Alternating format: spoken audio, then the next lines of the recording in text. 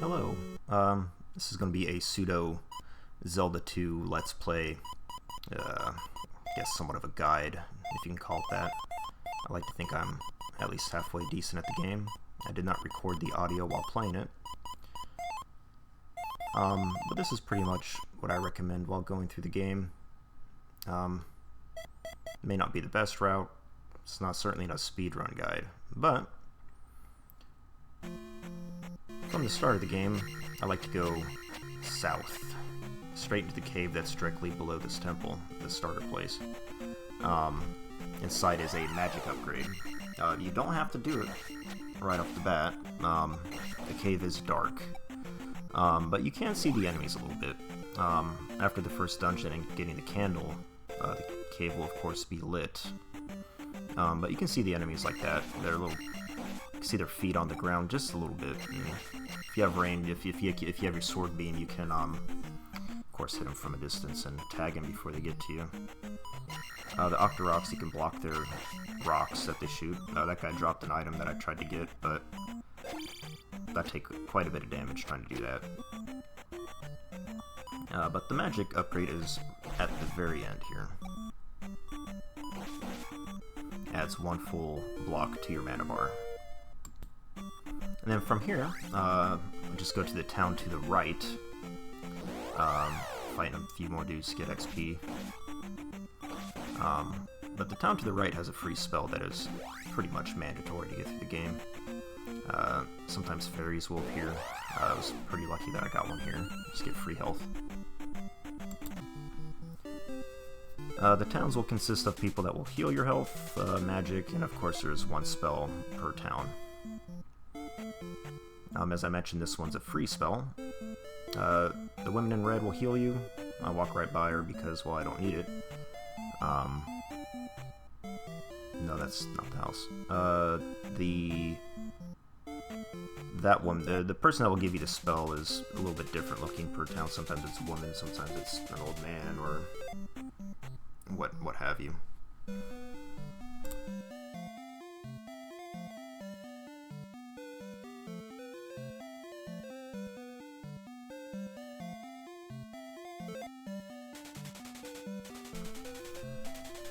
It says use this magic to survive. You pretty much need it for everywhere, not just the desert. And it is the shield spell. I think it like halves all damage that is done to you. I don't know, it's probably not halving, but it helps. After grabbing the shield spell, I go north. Decide to fight a few blobs just to get a little bit more experience. We're almost to the first level up, which honestly I skip out on the first 2 levels to get 200 experience points to level up my strength. I feel like it's pretty important to try to get that first, because it does help speed the whole game up. The bats are very annoying, because you don't know which way they're going to move, but boom, hit cancel, keep the experience. The P bag here is 50 experience, which gets me to the 2nd level, but of course, like I say, I'm just going to save it until that power up. This cave can be a bit tricky. There are pitfalls, and there is a bat that you cannot see. You can, if you face in the correct direction, you can try to hit him with your sword beam. Hit him once, but then I'm missing the 2nd time and I take a hit. And, you know, sometimes it's best just to leave him behind. There are Octoroks, but if you wait until you block the rock, you can jump, just take him out. There's a 2nd one right there. And then, I recommend using the shield spell here if you're fighting this guy in the dark, the boomerang thrower. And that way he won't destroy you with his boomerangs, and you get this little trophy, which is needed for the 2nd spell. And if you miss the bat, be careful on your way out.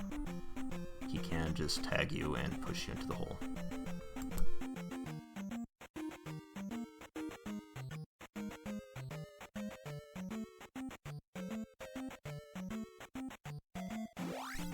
here we go left. That's where the second town is. The spell isn't mandatory for the dungeon. It's just a jump spell. It increases your jump height, which is necessary to continue the game after a certain point. It can be helpful in certain situations, certain combat situations, like hitting flying enemies, but it's something I try not to use through the majority of the game because a higher jump throws me off a little bit, since I jump and attack a lot.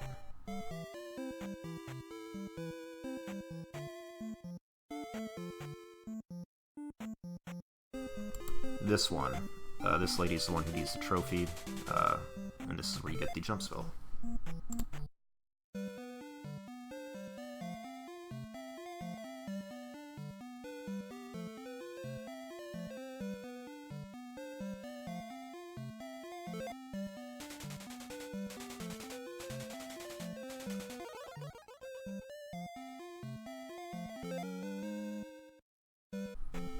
Alright, and now that we've pretty much cleaned up the first part of the overworld map, we just go towards the first temple, which is in the desert.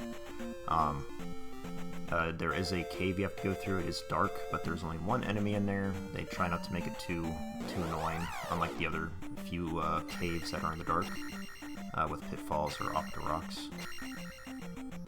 I try not to get hit here, but I take damage anyway. These little spear throwers are pretty annoying. Like earlier, you can see the enemy on the ground as he approaches. He's in the second spot here.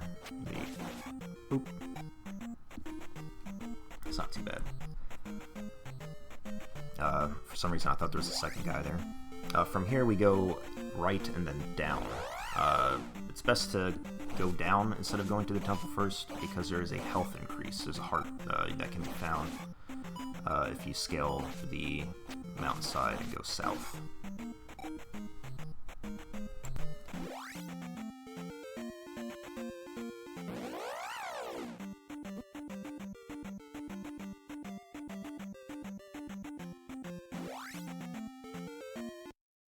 This part can be a little bit dangerous. I try to just get through it as fast as possible, that way I feel like the bubbles do not spawn in front of you if you keep moving. I have been knocked into pitfalls plenty of times. If you pick up the heart before killing this guy, he can kill you while you're holding the heart.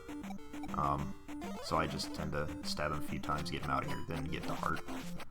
And then after grabbing that, you just head north from here to the first temple.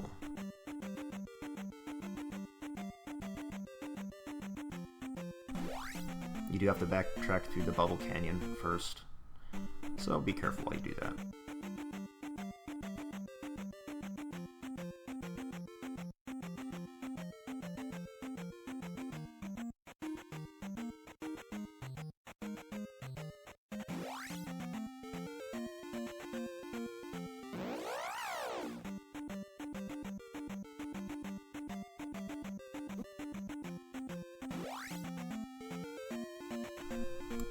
And that is the part 1 of this Let's Play / walkthrough.